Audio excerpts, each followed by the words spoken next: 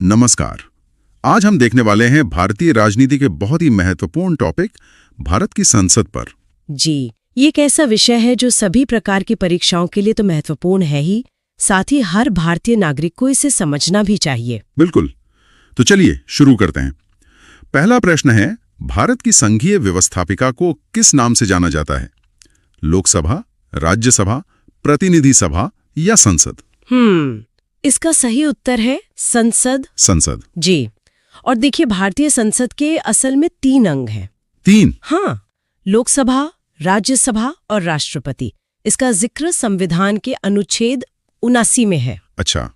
और संसद के 2 सदन होते हैं, लोकसभा जिसे हम निम्न सदन कहते हैं और राज्यसभा यानी उच्च सदन। और ये जो संसदीय प्रणाली है इसे संघीय सरकार भी कहते हैं, है ना? बिल्कुल, भारत में यही प्रणाली अपनाई गई है जिसमें कार्यपालिका मतलब सरकार विधान पालिका के अधीन रहकर काम करती है। ठीक है, तो अगला सवाल इसी से जुड़ा है। भारतीय संसद के कितने सदन हैं? 1, 2, 3 या 4? इसका सही उत्तर है 2। 2 सदन। जी, जैसा हमने अभी बात की, ये 2 सदन हैं, लोकसभा और राज्यसभा। लोकसभा को प्रथम सदन कहते हैं और राज्यसभा को द्वितीय सदन। सही कहा। और लोकसभा को लोकप्रिय सदन भी कहते हैं, जबकि राज्यसभा एक अस्थायी सदन है। एक जरूरी बात यह भी है कि संसद के अंग तो 3 हैं, पर सदन 2 ही हैं। बिल्कुल, राष्ट्रपति अंग है, सदन नहीं, और उपराष्ट्रपति तो संसद का अंग होते ही नहीं है। चलिए आगे बढ़ते हैं। संसद के किस सदन को प्रतिनिधि सभा भी कहा जाता है? लोकसभा को, राज्यसभा को, उपर्युक्त दोनों को या इनमें से किसी को नहीं? इसका सही जवाब है लोकसभा को। लोकसभा को। हाँ, क्योंकि लोकसभा ही भारतीय जनता की सीधी प्रतिनिधि सभा है और इसीलिए इसे लोकप्रिय सदन और निम्न सदन भी माना जाता है। जी, और ये एक अस्थायी सदन है जिसे राष्ट्रपति भंग कर सकते हैं। जबकि राज्यसभा को उच्च सदन कहते हैं और वो राज्यों का प्रतिनिधित्व करता है। बिल्कुल सही। तो अगला सवाल है, संसद का लोकप्रिय सदन है लोकसभा, राज्यसभा, उपयुक्त दोनों या इनमें से कोई नहीं? ये तो अब साफ हो गया है, सही उत्तर है लोकसभा। लोकसभा। जी, लोकसभा को प्रथम सदन भी कहा जाता है और राज्यसभा को द्वितीय एवं उच्च सदन कहते हैं। हाँ, और सबसे बड़ा अंतर ये है कि राज्यसभा एक स्थायी सदन है, वो कभी भंग नहीं होता। लेकिन लोकसभा को राष्ट्रपति भंग कर सकते हैं। जी। तो अब इसका उल्टा सवाल, संसद का स्थायी सदन है लोकसभा, राज्यसभा, उपयुक्त दोनों या इनमें से कोई नहीं? इसका जवाब है राज्यसभा। राज्यसभा। जी, राज्यसभा को संसद का द्वितीय सदन या उच्च सदन भी कहते हैं। और स्थायी सदन का मतलब है कि ये कभी भंग नहीं होती। बिल्कुल, इसके ठीक विपरीत लोकसभा एक अस्थायी सदन है। और जैसा कि हमने पहले भी कहा, राज्यसभा राज्यों का प्रतिनिधित्व करती है। सही। अगला प्रश्न है, भारतीय संसद में शामिल हैं केवल लोकसभा, केवल राज्यसभा, केवल लोकसभा एवं राज्यसभा या लोकसभा, राज्यसभा एवं राष्ट्रपति? इसका सही उत्तर है लोकसभा, राज्यसभा एवं राष्ट्रपति। ये बहुत महत्वपूर्ण है। जी, ये संरचना हमारे भारतीय संविधान के अनुच्छेद 79 में साफ साफ वर्णित है। तो इस प्रकार भारतीय संसद के कुल 3 अंग हुए। हाँ, और सबसे दिलचस्प बात यह है कि राष्ट्रपति संसद के किसी भी सदन के सदस्य नहीं होते, लेकिन फिर भी संसद के अभिन्न अंग हैं। जी, और ये भी याद रखना जरूरी है कि उपराष्ट्रपति संसद का हिस्सा नहीं होते हैं। अच्छा, अगला सवाल, निम्नलिखित में से कौन सा एक प्रावधान भारतीय संविधान के अंतर्गत संसद के सदस्यों के विशेषाधिकारों तथा उन्मुक्तियों को निर्धारित करता है? अनुच्छेद 104, अनुच्छेद 105, अनुच्छेद 82 या अनुच्छेद 117? इसका सही जवाब है अनुच्छेद 105। अनुच्छेद 105। जी, इसके तहत संसद सदस्यों को कुछ विशेष अधिकार मिलते हैं। जैसे किसी सदस्य की सदस्यता तभी समाप्त होती है जब वो 60 दिनों तक बिना सूचना दिए अनुपस्थित रहे। अच्छा। और सदस्यों के वेतन का निर्णय भी संसद ही करती है। और अगर किसी सदस्य की अयोग्यता पर सवाल उठे तो? उस संदर्भ में अंतिम निर्णय राष्ट्रपति लेते हैं। ठीक है, अगला सवाल, निम्नलिखित में से कौन संसद का अनन्य भाग नहीं है? राष्ट्रपति, उपराष्ट्रपति, लोकसभा या राज्यसभा? इसका सही उत्तर है उपराष्ट्रपति। उपराष्ट्रपति। जी। हमने अभी चर्चा की कि भारत की संसद के 3 ही अंग होते हैं, राष्ट्रपति, लोकसभा और राज्यसभा। राष्ट्रपति संसद का सत्रावसान करते हैं और संसद को भंग भी कर सकते हैं। सही। और उपराष्ट्रपति वो राज्यसभा के पदेन सभापति तो होते हैं, लेकिन संसद के अंग नहीं माने जाते। बिल्कुल। चलिए, ये प्रश्न उसी बात को दोहराता है। भारत के संविधान में कहा गया है कि भारत की संसद के 3 अंग होते हैं। इनमें से एक अंग है लोकसभा, दूसरा अंग है राज्यसभा, जबकि तीसरा अंग है राष्ट्रपति, उपराष्ट्रपति, प्रधानमंत्री या लोकसभा अध्यक्ष। ये तो अब स्पष्ट है। तीसरा अंग है राष्ट्रपति। राष्ट्रपति जी, ये प्रावधान अनुच्छेद 79 में दिया गया है। राष्ट्रपति की भूमिका भी बहुत अहम है। बिल्कुल। राष्ट्रपति संसद के दोनों सदनों की संयुक्त बैठक बुलाते हैं। वो संसद के सत्र को संबोधित भी करते हैं। और जैसा हमने कहा, संसद को भंग करने की शक्ति भी राष्ट्रपति के ही पास होती है। तो अगला प्रश्न बहुत सीधा है। भारतीय संसद के कितने अंग हैं? 2, 3, 4 या 1? इसका सही उत्तर है 3। 3। जी, ये 3 अंग हैं: लोकसभा, राज्यसभा और राष्ट्रपति। और लोकसभा और राज्यसभा संसद के 2 सदन हैं। सही। और उपराष्ट्रपति संसद का अंग नहीं है, ये बात बार बार याद रखनी चाहिए। जी। अब अनुच्छेद से जुड़ा एक सवाल। भारतीय संविधान के किस अनुच्छेद में कहा गया है कि संघ के लिए एक संसद होगी जो राष्ट्रपति और 2 सदनों से मिलकर बनेगी? अनुच्छेद 74, अनुच्छेद 79, अनुच्छेद 80 या अनुच्छेद 85? ये हमने शुरू में ही बताया था। सही उत्तर है अनुच्छेद 79। अनुच्छेद 79। जी। संसद भारत की संघीय व्यवस्थापिका है और इसके 2 सदन लोकसभा और राज्यसभा हैं। और सदस्यों के विशेषाधिकार वो अनुच्छेद 105 में निर्धारित हैं। ठीक है। अगला प्रश्न है, निम्नलिखित कथनों में कौन असत्य है? मतलब कौन सा कथन गलत है?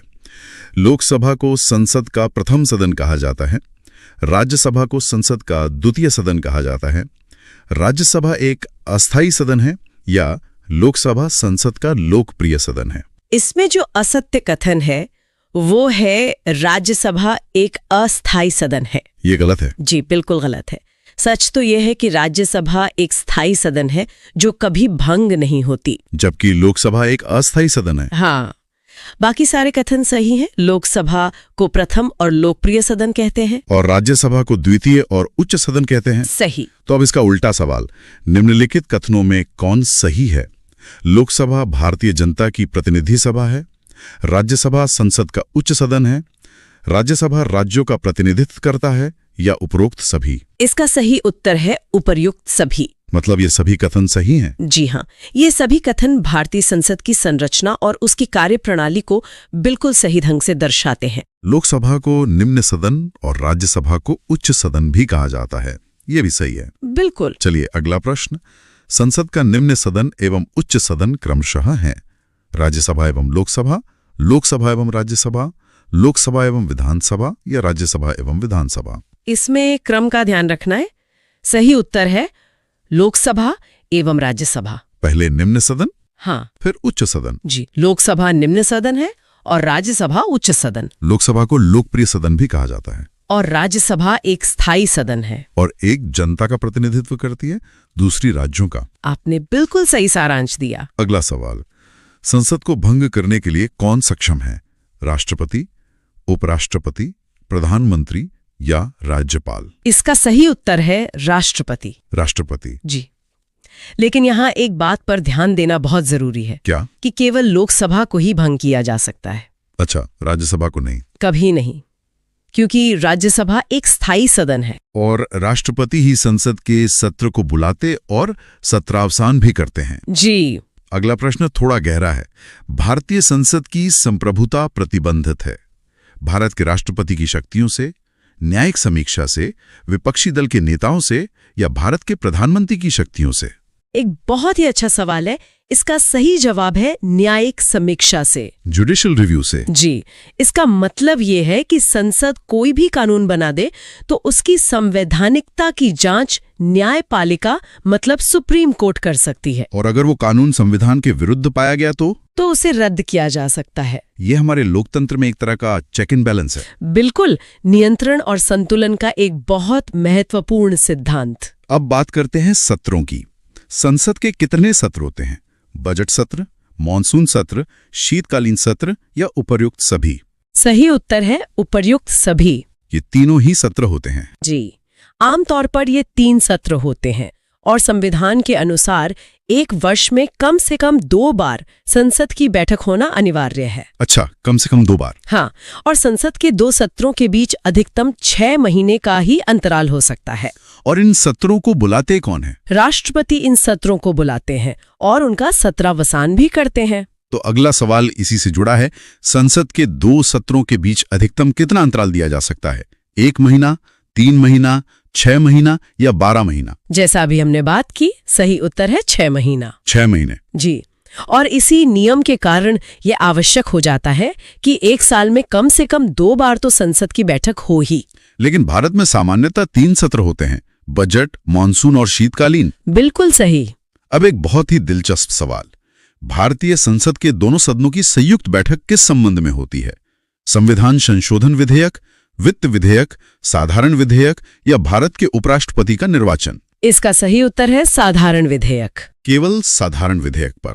जी हाँ, संयुक्त बैठक तभी होती है जब किसी साधारण विधेयक पर लोकसभा और राज्यसभा में कोई मतभेद हो जाए। संविधान संशोधन विधेयक के मामले में ऐसा नहीं होता? बिल्कुल नहीं। संविधान संशोधन विधेयक के मामले में संयुक्त बैठक का कोई प्रावधान ही नहीं है। तो अगर मतभेद हो तो प्रस्ताव गिर जाता है, मतलब खत्म हो जाता है। और ये बैठक राष्ट्रपति द्वारा बुलाई जाती है। जी। तो अगला सवाल भी इसी से जुड़ा है। साधारण विधेयक से संबंधित गतिरोध को दूर करने के लिए संसद के दोनों सदनों की संयुक्त बैठक कौन बुलाता है? राष्ट्रपति, मंत्रिपरिषद, लोकसभा अध्यक्ष या राज्यसभा का सभापति? इसका सही उत्तर है राष्ट्रपति। राष्ट्रपति बुलाते हैं? जी, लेकिन यहाँ एक और जरूरी बात है। बैठक बुलाते तो राष्ट्रपति हैं, पर इसकी अध्यक्षता लोकसभा अध्यक्ष करते हैं। ये बहुत महत्वपूर्ण है। हाँ, राष्ट्रपति या उपराष्ट्रपति कभी भी संयुक्त अधिवेशन की अध्यक्षता नहीं करते। लेकिन राष्ट्रपति संयुक्त बैठक को संबोधित करते हैं। जी बिल्कुल। अगला सवाल, लोकसभा व राज्यसभा की संयुक्त बैठक कब होती है? राष्ट्रपति जब बुलाए, लोकसभा एवं राज्यसभा में मतभेद होने पर, संसद का सत्र शुरू होने पर या इनमें से कोई नहीं? इसका सबसे सटीक उत्तर है लोकसभा एवं राज्यसभा में मतभेद होने पर। मतभेद होने पर? जी। और ये मतभेद, जैसा हमने कहा, केवल साधारण विधेयक के संबंध में होना चाहिए। और इसका समाधान फिर संसद के संयुक्त सत्र द्वारा किया जाता है। हाँ। और आपको जानकर हैरानी होगी कि स्वतंत्र भारत के इतिहास में अब तक सिर्फ 3 बार ही संयुक्त बैठक बुलाई गई है। सिर्फ 3 बार? जी। अगला सवाल भी इसी विषय पर है। संसद के दोनों सदनों के साथ साथ बैठने पर निम्न होता है: भारत के उपराष्ट्रपति का चुनाव, संविधान संशोधन बिल को स्वीकार करना, एक बिल जिस पर दोनों सदन सहमत ना हो उस पर विचार करना और पास होना, या भारत के राष्ट्रपति का चुनाव? इसका सही उत्तर है एक बिल जिस पर दोनों सदन सहमत ना हो उस पर विचार करना और पास होना। ठीक है। और ये प्रक्रिया सिर्फ साधारण विधेयकों के लिए ही अपनाई जाती है। और इसकी अध्यक्षता लोकसभा अध्यक्ष करते हैं? जी, और इसमें विधेयक को दोनों सदनों के कुल उपस्थित और मतदान करने वाले सदस्यों के सामान्य बहुमत से पारित किया जाता है। सामान्य बहुमत से? हाँ। अगला प्रश्न है, यदि किसी सामान्य विधेयक पर राज्यसभा और लोकसभा के बीच गतिरोध आता है तो उसका समाधान कौन करेगा? राष्ट्रपति, मंत्रिपरिषद, संसद का संयुक्त सत्र या उच्चतम न्यायालय? इसका समाधान करेगा संसद का संयुक्त सत्र। संसद का संयुक्त सत्र? जी। इस संयुक्त सत्र को राष्ट्रपति बुलाते हैं और इसकी अध्यक्षता लोकसभा के अध्यक्ष करते हैं। सही। और जैसा मैंने बताया, अब तक केवल 3 बार ही ऐसा संयुक्त सत्र बुलाया गया है। ठीक है, तो अगला सवाल यही है, स्वतंत्र भारत के संसदीय इतिहास में अभी तक कितनी बार संयुक्त बैठक या अधिवेशन बुलाया गया है? 2 बार, 4 बार, 3 बार या 5 बार? इसका सही जवाब है 3 बार। सिर्फ 3 बार? और ये प्रावधान केवल साधारण विधेयकों के लिए है? हाँ, संविधान संशोधन और धन विधेयक के लिए ये लागू नहीं होता। अगला सवाल, क्या राष्ट्रपति या उपराष्ट्रपति कभी संयुक्त अधिवेशन की अध्यक्षता करते हैं? हाँ, कभी नहीं, यदि संसद ऐसा चाहे, या इनमें से कोई नहीं? इसका एक ही जवाब है, कभी नहीं। कभी नहीं? जी, संयुक्त अधिवेशन की अध्यक्षता हमेशा और केवल लोकसभा अध्यक्ष ही करते हैं। भले ही बैठक को राष्ट्रपति बुलाते और संबोधित करते। जी, लेकिन अध्यक्षता नहीं करते। तो अगला प्रश्न सीधा है, संसद के दोनों सदनों के संयुक्त अधिवेशन की अध्यक्षता कौन करता है? राष्ट्रपति, उपराष्ट्रपति, प्रधानमंत्री या लोकसभा अध्यक्ष? इसका सही उत्तर है लोकसभा अध्यक्ष। लोकसभा अध्यक्ष जी, बैठक बुलाने का काम राष्ट्रपति का है। बैठक को संबोधित करने का काम भी राष्ट्रपति का है, लेकिन अध्यक्षता केवल और केवल लोकसभा अध्यक्ष द्वारा की जाती है। ये बिल्कुल स्पष्ट हो गया। अगला सवाल, संसद के संयुक्त बैठक को कौन संबोधित करता है? प्रधानमंत्री, स्पीकर, डिप्टी स्पीकर या राष्ट्रपति? संबोधित करने की बात है तो इसका उत्तर है राष्ट्रपति। राष्ट्रपति। जी, राष्ट्रपति बैठक बुलाते हैं और संबोधित करते हैं। और लोकसभा अध्यक्ष यानी स्पीकर बैठक की अध्यक्षता करते हैं। बिल्कुल सही। चलिए अगला प्रश्न देखते हैं। भारत की संसद के दोनों सदनों की संयुक्त बैठकें किस लिए आयोजित की जाती हैं? भारत के राष्ट्रपति को निर्वाचित करने के लिए, भारत के उपराष्ट्रपति को निर्वाचित करने के लिए, संविधान संशोधन विधेयक को अंगीकार करने के लिए या उस विधेयक पर विचार करने तथा उसे पारित करने के लिए जिस पर दोनों में मतभेद हो? इसका सही उत्तर है आखिरी वाला, उस विधेयक पर विचार करने तथा उसे पारित करने के लिए जिस पर दोनों में मतभेद हो। ठीक है। और मैं फिर से दोहराऊंगी कि ये प्रक्रिया केवल साधारण विधेयकों पर लागू होती है, संविधान संशोधन विधेयक पर नहीं। जी, क्योंकि संविधान संशोधन विधेयक का दोनों सदनों द्वारा अलग अलग विशेष बहुमत से पारित होना जरूरी है। अच्छा, तो अब सवाल यह है कि संसद के संयुक्त अधिवेशन में विधेयक पारित होता है दोनों सदनों के कुल सदस्यों के सामान्य बहुमत द्वारा, दोनों सदनों के कुल सदस्यों के 2/3 बहुमत द्वारा, दोनों सदनों के कुल उपस्थित तथा मतदाता सदस्यों के सामान्य बहुमत द्वारा, या दोनों सदनों के कुल उपस्थित तथा मतदाता सदस्यों के 2/3 बहुमत द्वारा? ये थोड़ा तकनीकी है, पर इसका सही जवाब है दोनों सदनों के कुल उपस्थित तथा मतदाता सदस्यों के सामान्य बहुमत द्वारा। उपस्थित और मतदान करने वालों के सामान्य बहुमत से। जी, और क्योंकि लोकसभा की सदस्य संख्या ज्यादा है तो ये सामान्य बहुमत अक्सर सत्ता पक्ष के लिए फायदेमंद होता है। अच्छा, अब बात करते हैं संविधान संशोधन की। संविधान संशोधन प्रस्ताव के संबंध में दोनों सदनों में मतभेद होने की स्थिति में लोकसभा की इच्छानुसार पारित होता है, राज्यसभा की इच्छानुसार पारित होता है, संयुक्त अधिवेशन में फैसला होगा या प्रस्ताव गिर जाएगा। इस स्थिति में प्रस्ताव गिर जाएगा। प्रस्ताव गिर जाएगा। जी, क्योंकि जैसा हमने कई बार कहा, संविधान संशोधन विधेयक के लिए संयुक्त बैठक का कोई प्रावधान ही नहीं है और इसे पारित होने के लिए दोनों सदनों से अलग अलग विशेष बहुमत की जरूरत होती है। बिल्कुल। चलिए अब संसद की कार्यवाही पर आते हैं। संसद की कार्यवाही सूची में प्रथम विषय होता है शून्यकाल, प्रश्नकाल, ध्यानाकर्षण प्रस्ताव या स्थगन प्रस्ताव। प्रथम विषय होता है प्रश्नकाल, क्वेश्चन आवर। जी, और प्रश्नकाल के ठीक बाद का जो समय होता है उसे शून्यकाल या 0R कहते हैं। और शून्यकाल के बारे में एक दिलचस्प तथ्य भी है। हाँ, शून्यकाल को संसदीय प्रणाली में भारत की देन माना जाता है। तो अगला सवाल यही है, कौन सी प्रथा संसदीय प्रणाली को भारत की देन है? शून्यकाल, कटौती प्रस्ताव, स्थगन प्रस्ताव या मंत्रालयों की मांगों का गिलोटिन किया जाना? सही उत्तर है शून्यकाल। शून्यकाल। जी, ये संसद की कार्यवाही में प्रश्नकाल के तुरंत बाद आता है। अच्छा, और इसमें क्या होता है? इसमें सदस्य बिना किसी पूर्व सूचना के महत्वपूर्ण मामले उठा सकते हैं। अच्छा, इसीलिए ये अक्सर काफी हंगामेदार भी रहता है। जी। अगला सवाल सदस्यों से जुड़ा है। संसद के किसी सदस्य की सदस्यता तब समाप्त समझी जाती है यदि वह बिना सदन को सूचित किए अनुपस्थित रहता है। 60 दिन, 90 दिन, 120 दिन या 150 दिन? इसका सही उत्तर है 60 दिन। 60 दिन? जी, और ये नियम संविधान में ही वर्णित है। और सदस्य की अयोग्यता के संदर्भ में अंतिम निर्णय कौन लेता है? वो निर्णय राष्ट्रपति द्वारा लिया जाता है। अगला प्रश्न, एक वर्ष में कम से कम कितनी बार संसद की बैठक होना आवश्यक है? 1 बार, 2 बार, 3 बार या 4 बार? कम से कम 2 बार। 2 बार। जी, इसका कारण वही है कि किन्हीं भी 2 सत्रों के बीच 6 महीने से ज्यादा का अंतर नहीं हो सकता। लेकिन भारत में सामान्यतः 3 सत्र होते हैं। हाँ, बजट, मानसून और शीतकालीन। अगला सवाल, निम्न विधेयकों में से किसका एक भारतीय संसद के दोनों सदनों द्वारा अलग अलग विशेष बहुमत से पारित होना आवश्यक है?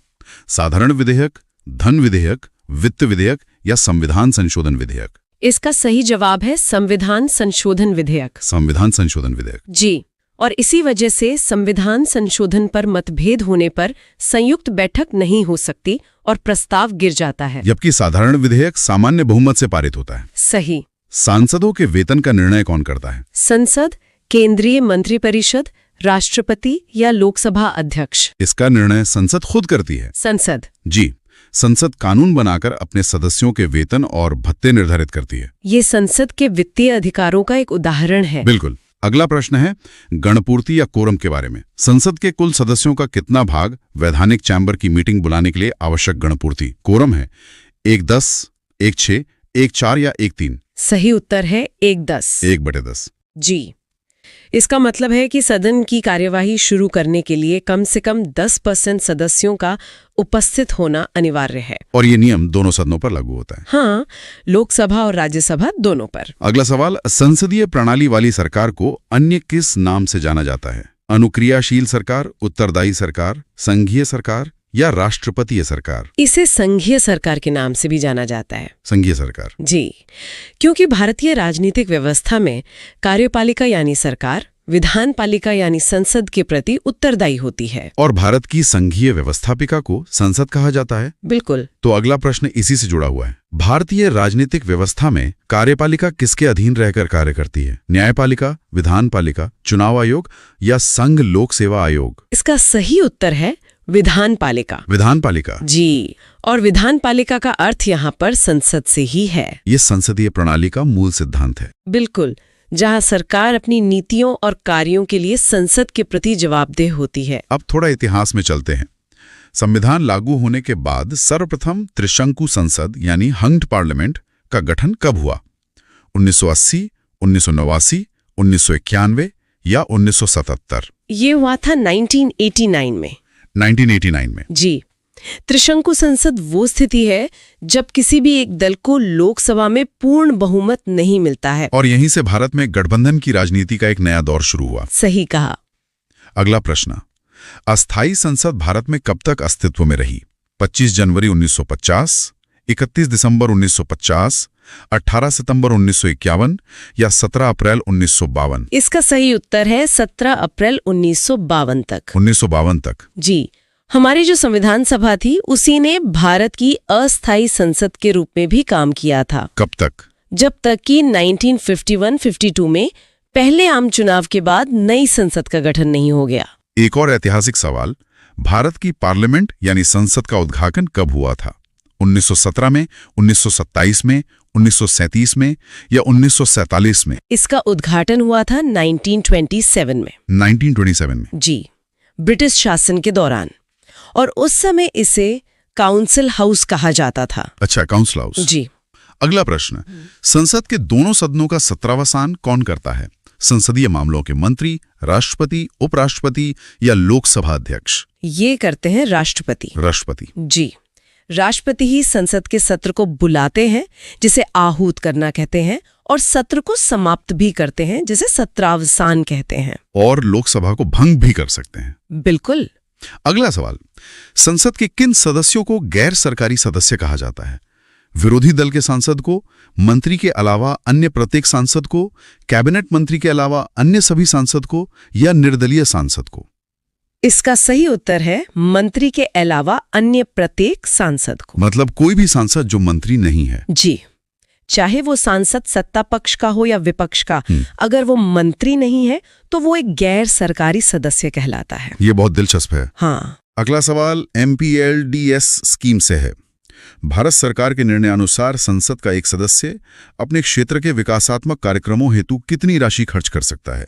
1 लाख रुपए, 10 लाख रुपए, 1 करोड़ रुपए या 5 करोड़ रुपए? वर्तमान में यह राशि 5 करोड़ रुपए है। 5 करोड़ रुपए। जी, और इस योजना को सांसद स्थानीय क्षेत्र विकास योजना यानी MPLDS के नाम से जाना जाता है। ठीक है। अगला सवाल, किसी संसद सदस्य की अयोग्यता के संदर्भ में निर्णय कौन करता है? अध्यक्ष, अध्यक्ष या सभापति, राष्ट्रपति या उपरोक्त में से कोई नहीं? इस संदर्भ में अंतिम निर्णय राष्ट्रपति करते हैं। राष्ट्रपति। जी, और राष्ट्रपति यह निर्णय चुनाव आयोग की सलाह पर करते हैं। और वो 60 दिन वाली बात भी है। हाँ, यदि कोई सदस्य 60 दिनों तक बिना सूचना के अनुपस्थित रहता है तो उसकी सदस्यता समाप्त हो सकती है। और आज का हमारा आखिरी सवाल, भारत की संचित निधि से धन निर्गम पर किसका नियंत्रण है? महानियंत्रक एवं महालेखा परीक्षक, भारत के वित्त मंत्री, अधिकृत मंत्री या संसद? इस पर नियंत्रण है संसद का।